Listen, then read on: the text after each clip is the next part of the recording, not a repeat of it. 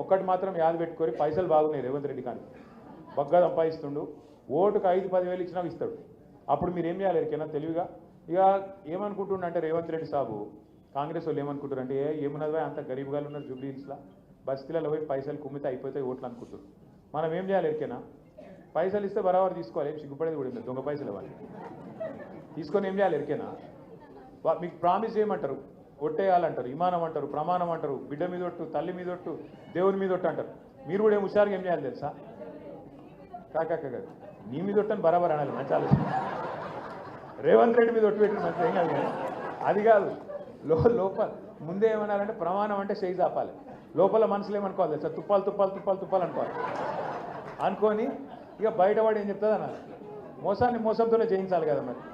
ఏం కాదు అది పాపపు సొమ్ము దొంగ సొమ్ము అది తీసుకొని మాట తప్పితే కూడా ఏం నష్టం లేదు మొత్తం జూబ్లీస్ అందరికి చెప్పుర్రి 5,000 ఇస్తే 5,000 తీసుకోరి ఇంకా మీకెళ్ళి 5,000 అడుగురి ఏం తప్పలేదు 5,000 ఇస్తే ఇంకో 5,000 ఈ కొడుక ఎట్లాగో మార్కెట్ అంతా ఖతం చేసినావు ఆయన నువ్వు వచ్చినాక రియల్ ఎస్టేట్ బర్బాద్ అయిపోయింది దుకాణాలు నడుస్తలేవు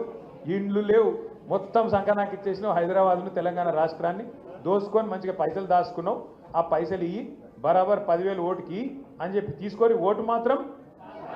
అంతే కదా మోసపోయేది లేదు కదా వాళ్ళు వస్తే ఇవాళ ఇప్పుడు ఈ రాష్ట్రంలో మా ఆడబిడ్డలు ఉన్నారు కాబట్టి మీకు చెప్తున్నా ముగ్గురే ఆడబిడ్డలు సంతోషంగా ఉన్నారు గీతక్క సీతక్క సురేఖక్క ముగ్గురే సంతోషంగా ఉన్నారు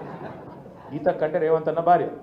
సీతక్క సురేఖక్క మంత్రులు వాళ్ళు ముగ్గురే సంతోషంగా ఉన్నారు ఆడబిడ్డలు కానీ ముఖ్యమంత్రి మాటలు ఎట్లున్నాయి 1,00,00,000 మంది ఆడపిల్లల్ని కోటీశ్వరులు చేస్తా అంటాడు నువ్వు కోటీశ్వరులు చేసినేమో కానీ ఉన్న ఇల్లు గుల్లకొట్టకపోతే చాలు